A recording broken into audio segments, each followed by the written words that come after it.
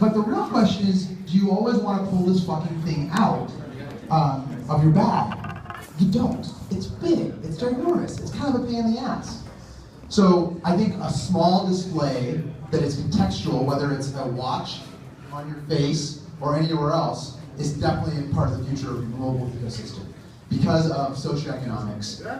So if you only had $100 to spare after you paid for your primary mobile device, would you buy a smartwatch or would you just not buy anything?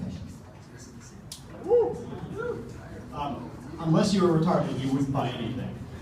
So let's be really clear. A couple of things on smartwatches and wearables. First of all, we don't need another display necessarily on our wrist. We may need other displays. We may be looking at them in our faces. We may look at them in our cars. We may look at them in any number of devices. So the idea is that I'm going to necessarily put something here doesn't make a lot of sense. What's really interesting is that actually people don't use tablets. The market share is terrible relative to phones and tablets. But what's really, really interesting is that people are buying phones and they're buying tablets because that is their primary way of getting on the internet and using things, right? That is the cheaper, faster, easier thing that they're buying as opposed to buying a computer. A smartwatch doesn't solve that problem. A smartwatch solves a theoretical, yuppie problem of I want to look at my phone's display on my wrist as opposed to on my phone. That whole rest of the world that actually wants to get connected to the internet and use apps and services, they're buying phones, they're buying tablets. There is no need that is served by a smartwatch, and moreover, they're ugly as shit.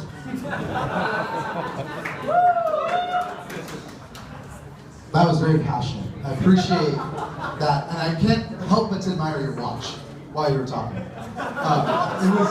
Wouldn't that be amazing if it was connected to your phone or your tablet, such that when you got a phone call, instead of having to go like this, oh, hold on, you're not that important to me, let me check this. Okay, now I'm back. No, you can do the subtle thing that you do all the time. Just look at it and then head out.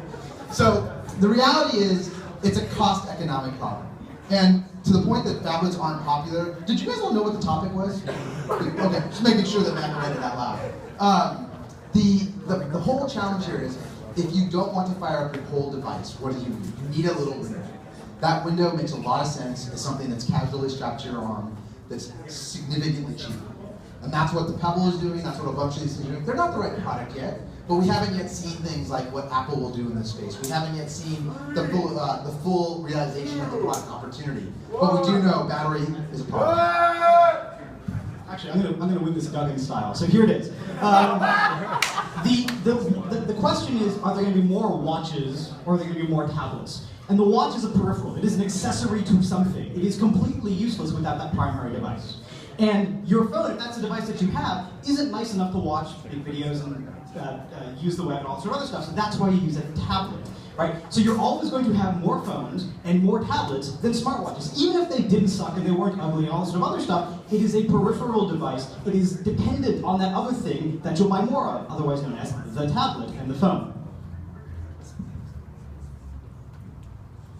On my left, we have Bubba, fucking with his phone.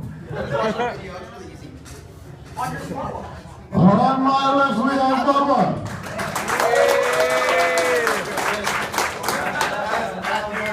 All right, we have Suga.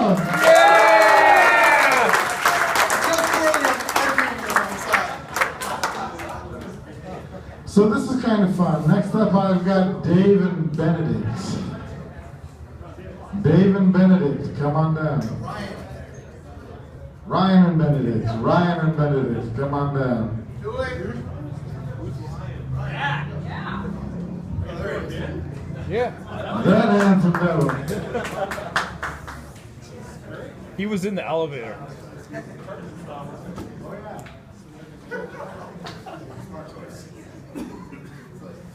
This is our final round. Okay. We've got our last round. Mobile Debaters Round 2 final. Is Facebook the only social network left on your mobile device in 1 year? In North America. And on the affirmative, I have Suda.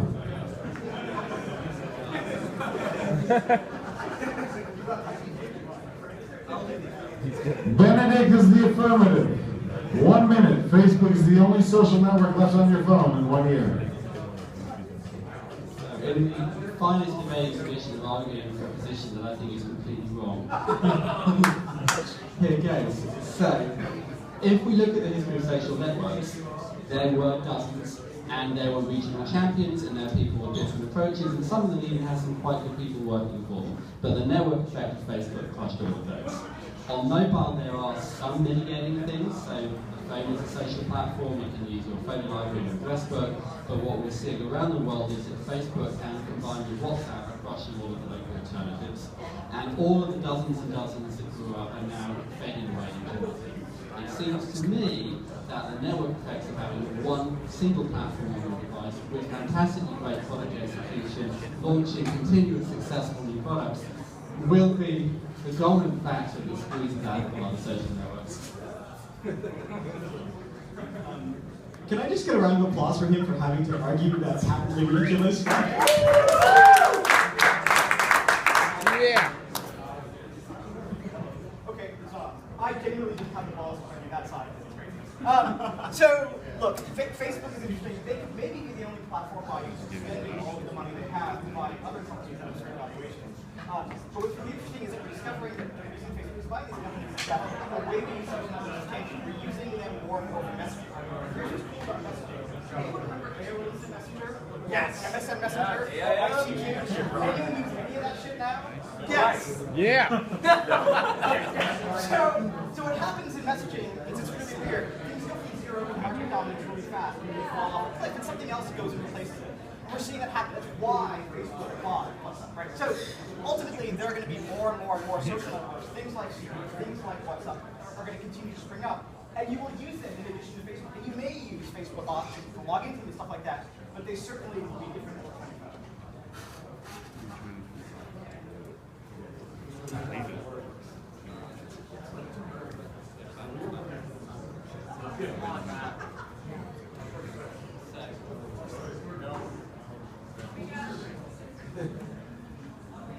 In every new market sector, and every sector,